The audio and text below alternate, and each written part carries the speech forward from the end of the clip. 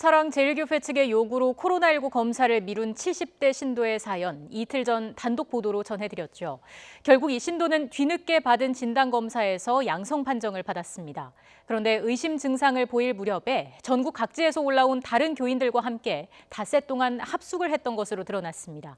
취재기자 연결해서 자세한 내용 알아보겠습니다. 안윤학 기자.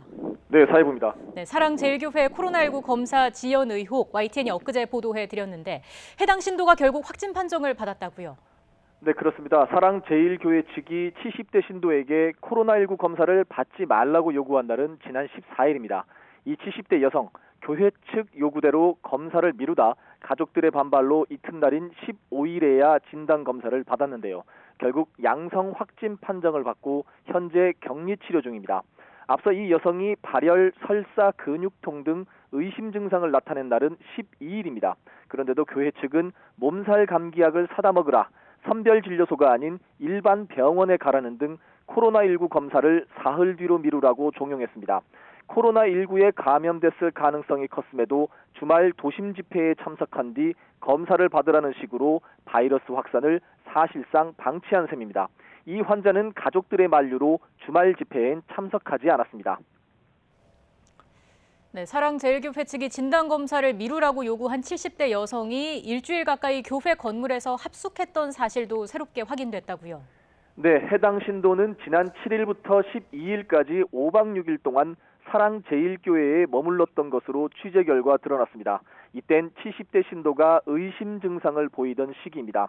하지만 전국 각지에서 올라온 교인, 적게는 15명에서 많게는 20명 가까이 사랑제일교회 강당에서 합숙을 했다는 겁니다. 해당 신도의 자녀들은 취재진에 사랑제일교회 4층 강당이 숙박시설처럼 운영됐고 경기도 화성시에 거주하는 어머님이 자주 올라가 며칠씩 자곤 했다고 말했습니다. 또 당시 어머님이 광화문 집회 준비로 전단지를 돌리는 등 바쁘다고 하셨다고 전했습니다. 사랑제일교회 측은 교회 내에 머무는 신도들을 위해 아침 저녁으로 식사도 제공한 것으로 알려졌습니다. 공교롭게도 사랑제일교회 첫 확진자인 20대 여성 또한 지난 8일에서 9일 그리고 11일, 12일 금식 기도를 위해 사랑제일교회에서 잠을 잤던 것으로 확인됐습니다. 또 군포에 사는 50대 확진자도 지난 2일부터 사랑제일교회에서 거주를 해왔던 것으로 조사됐습니다. 이 환자들과 70대 여성의 동선이 겹치는지 조사가 필요해 보입니다. 방역당국도 사랑제일교회 내 건물에서 합숙이 이루어진 사실을 파악하고 역학조사에 나섰습니다. 지금까지 사회부에서 YTN 안윤학입니다.